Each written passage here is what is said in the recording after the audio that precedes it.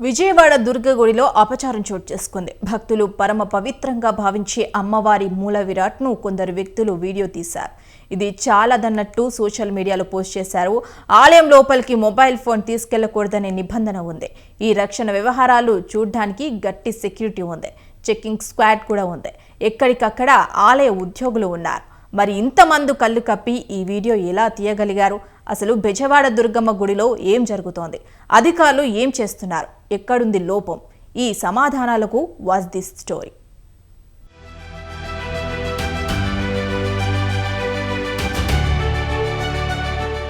బెజవాడ దుర్గగుడి అంటే ఎంతో పురాతన ఘన చరిత్ర కళ్ల ముందు కనిపిస్తుంది. పార్థుడు పరమశివుని మెప్పించి పాశుపతాస్త్రం పొందిన గిరిగా ఇంద్రకీలాద్రికి పేరుంది. విజయాలవాడ పేరొందిన విజయవాడ కనకదుర్గమ్మ గుడి రాష్ట్రంలో రెండో పెద్ద దేవాలయంగా కీర్తి గడించింది. అయితే ఇంతటి పవిత్ర దేవాలయం తరచూ వివాదాలమయంగా మారుతోంది.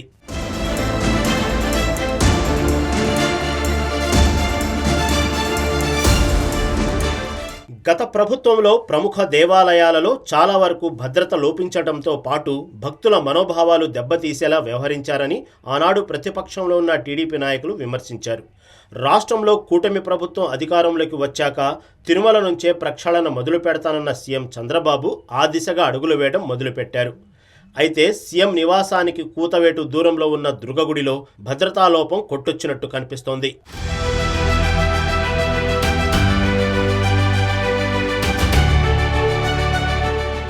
తాజాగా విజయవాడ దుర్గగుడిలో భద్రతా లోపం బయటపడింది.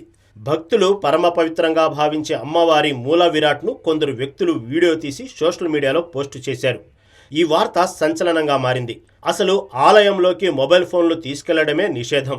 అలాంటిది దర్జాగా వీడియో తీసి సోషల్ మీడియాలో పోస్టు చేయడం అంటే ఎంత అపచారం! మొబైల్ ఫోన్లు భద్రపరిచేందుకు ఆలయం కింద ఘాట్ రోడ్లలోని మొబైల్ ఫోన్ భద్రతా సిబ్బంది ఏమైపోయారు? ఈ ప్రత్యేక కౌంటర్ల నుంచి భక్తులు ఆలయం లోపలికి వెళ్లే వరకు ప్రతి చోట ఉండే తనిఖీ సిబ్బంది ఏం చేస్తున్నారు? అంతటి భద్రత ఉన్న పెద్ద ఆలయంలోకి సెల్ ఫోన్ తీసుకెళ్లడం, ఏకంగా అమ్మవారి మూలమూర్తిని వీడియో తీసి సోషల్ మీడియాలో పోస్ట్ చేయడం అంటే ఇది సామాన్య విషయం కాదని భక్తులు అంటున్నారు. సెక్యూరిటీ పీపుల్ ఏం చేస్తున్నారు? సీసీ కెమెరాలు ఏమయ్యాయి? అమ్మవారి ప్రతిష్ట దెబ్బతీసేలా వ్యవహరిస్తున్నది ఆకతాయిలా, సంఘ విద్రోహుల, అన్యమతస్థుల? అనుచితంగా ప్రవర్తించే వ్యక్తులపై అధికారులు చర్యలు తీసుకోవడానికి ఎందుకు మీనమేషాలు లెక్కబెడుతున్నారు అని భక్తులు ప్రశ్నల వర్షం కురిపిస్తున్నారు.